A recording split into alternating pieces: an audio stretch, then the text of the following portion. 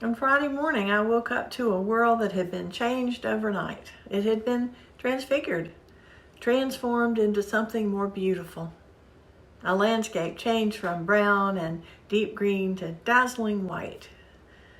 The branches of the fir trees bent gently down under the weight of glistening white crowns. The snow piled up prettily on lampposts, yard art, and even car roofs. The magnolias, our signature southern tree, wore fresh white coats. I had work to do, a sermon to write, but I decided that first I needed to go out and walk in this transfigured landscape before it melted away. As I picked my way down neighborhood streets, I saw the same houses, the same shrubbery and lawns and trees and fences that I see almost every day on my regular walks. But it was all so beautiful, everything clothed in soft white. And in the quiet cold, my boots made that crunching sound you only hear on snowy walks, which was amplified by the stillness in the frigid air. I was struck not only how beautiful it was, but how fleeting it would be. A few streets over, a UPS truck was stopped in the middle of the road, hazard lights flashing, and I watched a gloved and ear-muffed man carry a large package from his vehicle up an unshoveled driveway and deposit it on the front porch, where he rang the doorbell and then turned and headed back to his truck. I waved and he waved, and we said, "Good morning, be safe out there," to each other.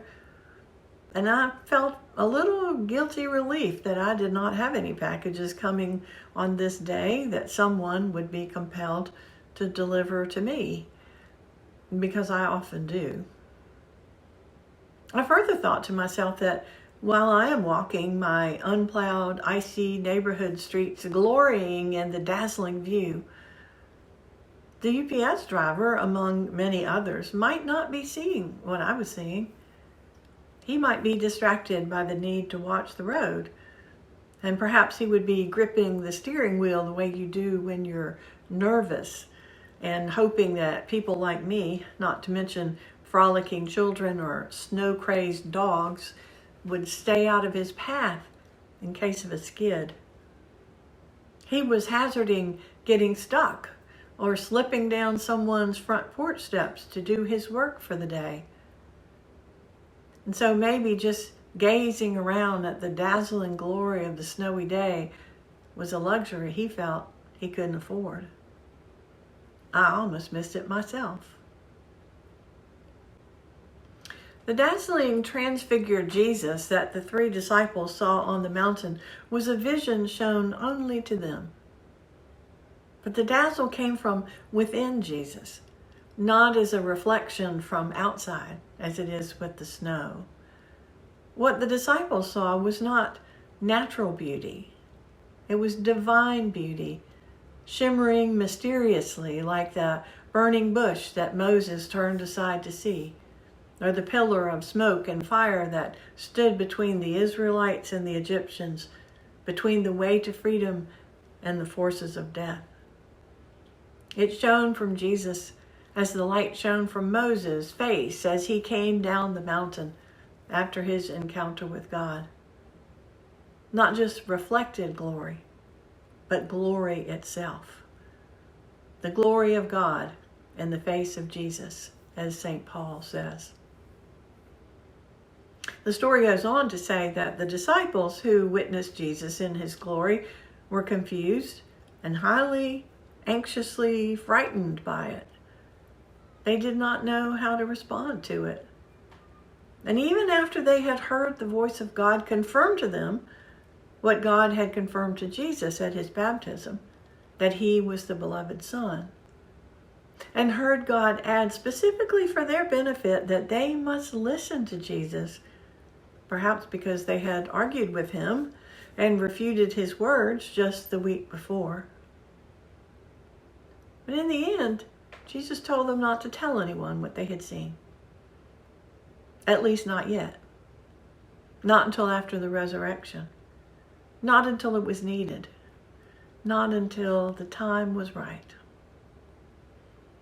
And so the rest of the world is going about its business, heads down, eyes downcast, carrying the usual daily loads, watching our steps. And these three are witnessing just for a moment the divine. And then it's gone. And they go back to regular life. But I want to think that the vision of Jesus in his glory gave them hope. That vision, together with God's words, gave them something to hold on to as they moved closer and closer to that predicted rejection and predicted suffering and predicted inevitable death. In the end, of course, they did tell. They did tell what they had seen and what they had heard. They did relate the stories of when they glimpsed dazzling divine light. And they did so to give hope to those who were still in thrall to the worldly forces that were crushing them. When these stories were finally written down, the people who heard them were desperate for some hope, desperate to hear that somewhere someone had seen the divine light illuminating them with its otherworldly brightness, that someone had been able to just be there, surrounded by it, to recognize the awesome beauty of it even amid the things that surpass their understanding. And then, when the time was right, to tell about it.